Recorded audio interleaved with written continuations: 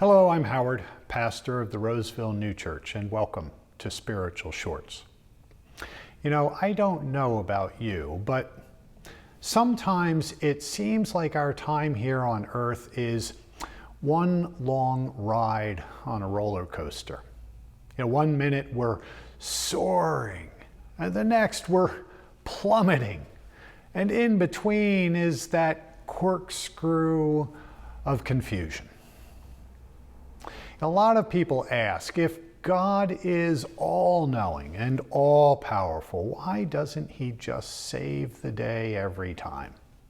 Or at least, why can't God simply flatten out those ups and downs, maybe with a little nod towards the ups? Like Tevye asks in Fiddler on the Roof, so what would be so terrible if I had a small fortune? You know, it strikes me that this is a very similar question to that asked the Lord by his disciples in the 9th chapter of John. While walking with his disciples, Jesus came upon a blind man. And the disciples asked, "Rabbi, who sinned, this man or his parents, that he was born blind?" You know, isn't that just the way we think? That all blessings or curses people experience are because God is doing it to them. I'll share with you a little secret. You know, God doesn't control our every move. Like good parents, he guides us, but gives us the freedom to make choices. He does this because love isn't about control. And another secret, God's love is universal. Jesus says he gives his sunlight to both the evil and the good, and he sends rain on the just and the unjust alike. But how we feel and how we process it, well, that's on us. Even evil and unjust people get that love, though.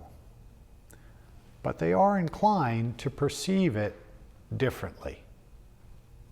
His sunlight and his rain are expressions of his love, which he desires everyone to experience as heavenly joy. We're all meant for heaven from conception, but in order to experience the Lord's love, we must be free to reject it.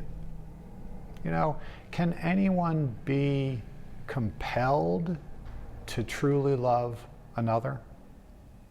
While bad things happen to all of us, it's never God rooting for our pain. He's pure love.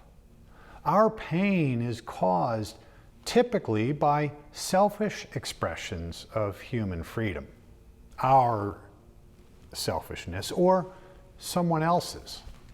This dark human nature, it's been there since the beginning, but experiencing it helps us to identify and to combat it within ourselves but also around us. You know, could God have prevented the Holocaust?